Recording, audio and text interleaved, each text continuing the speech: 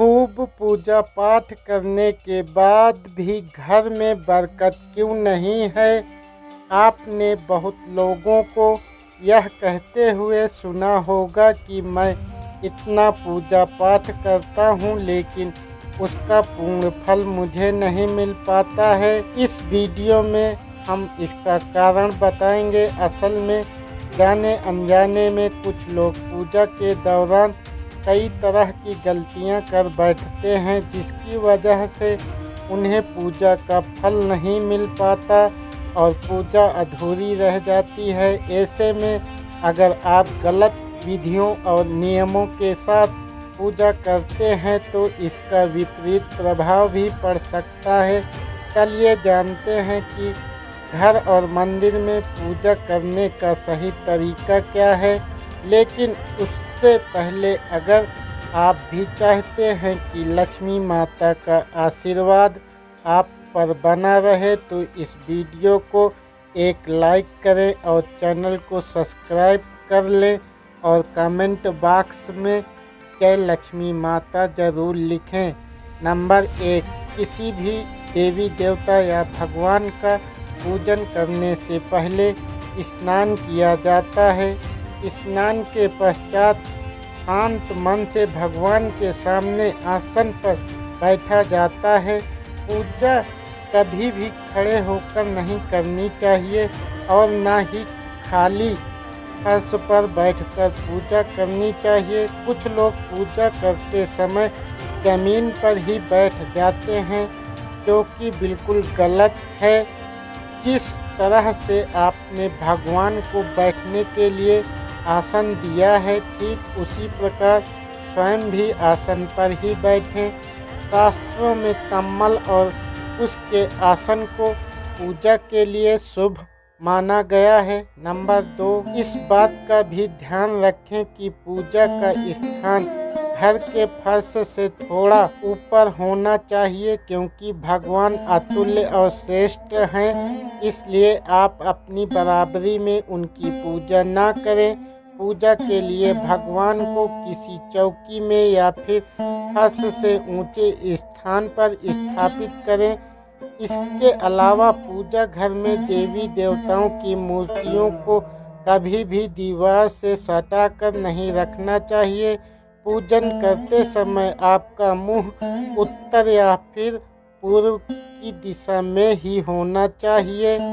घर या किसी भी मंदिर में पूजा संपन्न करने के बाद भगवान से अपनी भूल के लिए उनके समक्ष क्षमा याचना जरूर कर लेनी चाहिए। इससे परमात्मा आपके द्वारा जाने अनजाने में की गई गलती को क्षमा करते हैं और आशीर्वाद देते हैं। नंबर 3, पूजा घर हमेशा घर के ईशान कोण में ही रहना चाहिए। पूजा घर में किसी एक देवी देवता की मूर्ति एक से ज़्यादा नहीं होनी चाहिए। घर के मंदिर में किसी भी भगवान की मूर्ति 9 इंच या 22 सेंटीमीटर से छोटी होनी चाहिए। इससे बड़ी प्रतिमा घर में रखना शुभ नहीं माना जाता। बड़ी प्रतिमा को मंदिर में रखना चाहिए। आपने बेडरूम में कभी भी पूजा घर स्थापित ना करें और रात्रि के समय अपने पूजा घर को पर्दे से ढक कर रखें और पूजा घर में काम में आने वाली सभी चीज़ें जैसे शंख, घंटी, प्रसाद के बर्तन, दीपक, शिवलिंग, जनेऊ और भगवान शालिग्राम को साफ सुथरे कपड़े में के ऊपर रखना चाहिए। ऐसा नहीं करने पर हर रोज पूजा पाठ करने के बाद भी आपको उचित फल नहीं मिल पाता है। नंबर 4, शास्त्रों में उल्लेख है कि घर या मंदिर कहीं पर भी यदि आप सूर्यास्त के बाद रात के समय पूजा करते हैं तो इस समय ना तो शंख बजाना चाहिए और ना ही घंटी बजानी चाहिए। ऐसा माना जाता है कि सूर्यास्त के बाद देवी देवता शयन के लिए चले जाते हैं और ऐसे में उन्हें जगाना सही नहीं माना जाता। इसलिए इस बात का सदैव ध्यान रखें कि सूर्यास्त के बाद घंटी और शंख बिल्कुल ना बजाएं।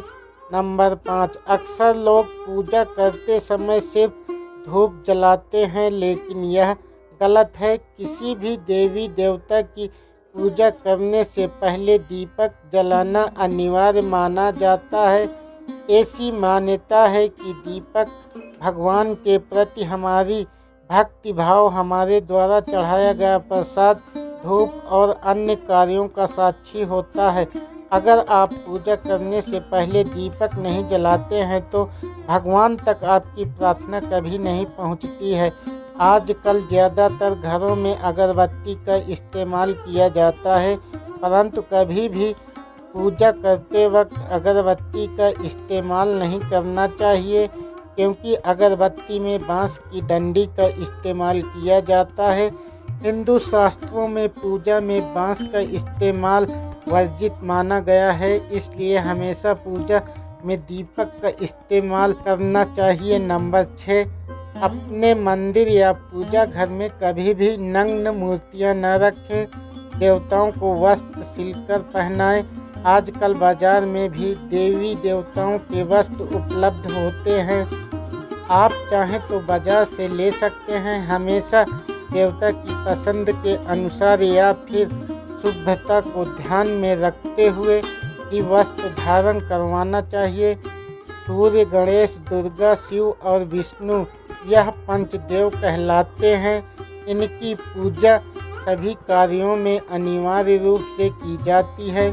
प्रतिदिन पूजन करते समय इन 5 देवों का ध्यान अवश्य करना चाहिए। इससे माता लक्ष्मी की कृपा और समृद्धि प्राप्त होती है। नंबर 7, आप चाहे किसी भी देवी देवता का पूजन कर रहे हों, लेकिन सर्वप्रथम हमेशा भगवान गणेश को ही प्रणाम किया जाता है। किसी भी हवन या किसी भी शुभ कार्य की शुरुआत में भगवान गणेश को प्रणाम करके ही की जाती है। ऐसा कहा जाता है कि भगवान गणेश को प्रणाम किए बिना पूजा करने से उसे फल की प्राप्ति नहीं होती है। नंबर 8, बिना सर ढके पूजा नहीं करनी चाहिए।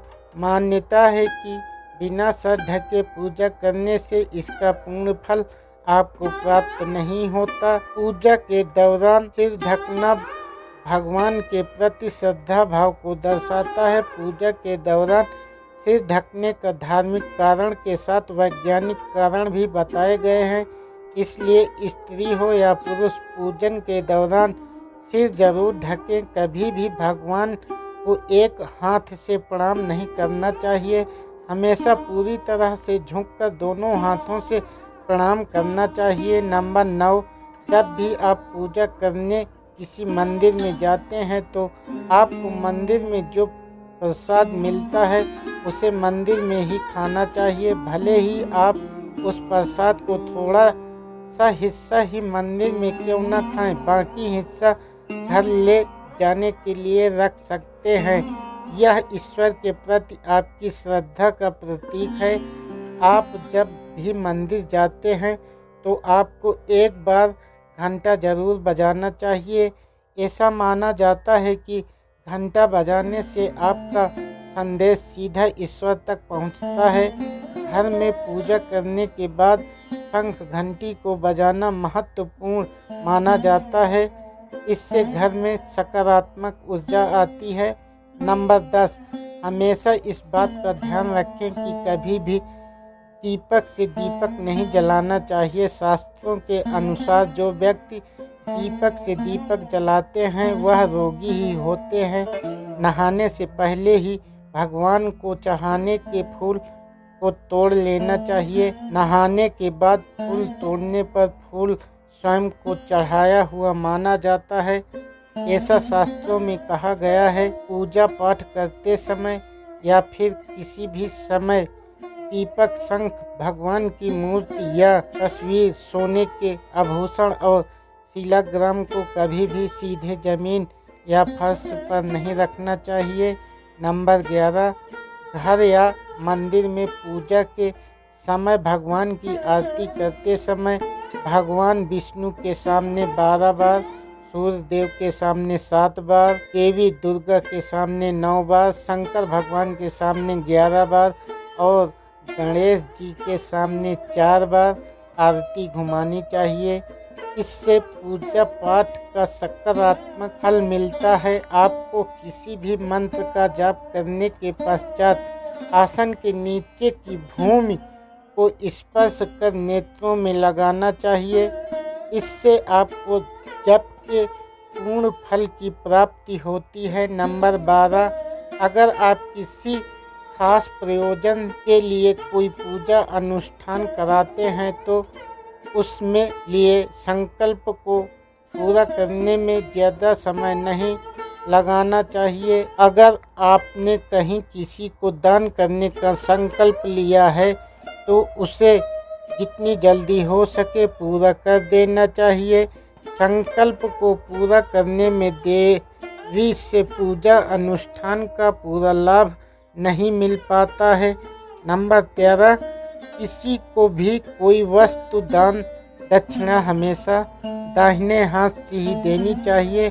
एकादशी, अमावस्या, कृष्ण चतुर्थी, पूर्णिमा, व्रत, कथा, श्राद्ध के दिन बाल और दाढ़ी नहीं बनानी चाहिए। जिन लोगों का यज्ञोपवीत संस्कार हो चुका है उन्हें बिना जनेऊ पहने पूजा पाठ या किसी भी तरह का अनुष्ठान नहीं करना चाहिए, क्योंकि बिना जनेऊ धारण किए जो भी धार्मिक कार्य किया जाता है वह निष्फल हो जाता है। नंबर 14, सभी हिंदू घरों में पूजा पाठ या अन्य धार्मिक कार्य में इस्तेमाल करने के लिए गंगा जल रखा जाता है, लेकिन क्या आपको पता है कि प्लास्टिक की बोतल में या किसी अपवित्र धातु के बर्तन जैसे कि एल्युमिनियम और लोहे के बर्तन में गंगा जल नहीं रखना चाहिए। गंगा जल तांबे के बर्तन में रखना शुभ रहता है। नंबर 15, अगर आप पूजा करने के लिए मंदिर जा रहे हैं तो आपको हमेशा घर से लोटे में जल ले जाना चाहिए। कभी भी मंदिर में रखे जल से ईश्वर का जलाभिषेक नहीं करना चाहिए। जब भी आप जल चढ़ाकर मंदिर से वापस आएं तब आपको ध्यान देना है कि जल का लोटा कभी भी खाली घर वापस न लाएं। यदि आप जल भरकर मंदिर से वापस लौटा लेते हैं तो इससे शुभ फलों की प्राप्ति होती है। नंबर 16, हर रोज लक्ष्मी स्तोत्र या कनक धारा स्तोत्र का पाठ अवश्य करना चाहिए। यह धन प्राप्ति और धन संचय करने में विशेष फलदायी माना जाता है। यह एक चमत्कारिक स्तोत्र है जिसके पाठ से माता लक्ष्मी की आप पर कृपा बनी रहती है। इस स्तोत्र की खासियत यह है कि यह किसी भी विशेष माला या पूजा पाठ की मांग नहीं करता है। पूजा अर्चना करने के बाद आप इसका पाठ कर सकते हैं। साल 2024 में आप हर रोज लक्ष्मी स्तोत्र या कनक धारा स्तोत्र का पाठ अवश्य करें, जिससे आपकी उन्नति होगी और धन की बचत भी होगी। नंबर 17, वास्तुशास्त्र के अनुसार बहुत से लोगों में आदत होती है कि खाना खाते समय पढ़ाई या काम की चीज करते हैं। यह बहुत अशुभ माना जाता है। साल 2024 में आप इस आदत से बचें। यह आपके धन के साथ साथ कई चीज़ों के लिए नुकसानदायक साबित हो सकता है। खाना खाते ही पाचन क्रिया शुरू हो जाती है। अगर आप खाते समय पढ़ाई या फिर काम करते हैं तो इसका असर आपकी पाचन शक्ति पर भी पड़ता है, जिससे स्वास्थ्य संबंधी कई समस्याएं बननी शुरू हो जाती हैं। इसलिए आप इस आदत से बचें। दोस्तों, वीडियो अच्छी लगी हो तो एक लाइक और सब्सक्राइब जरूर करें। धन्यवाद।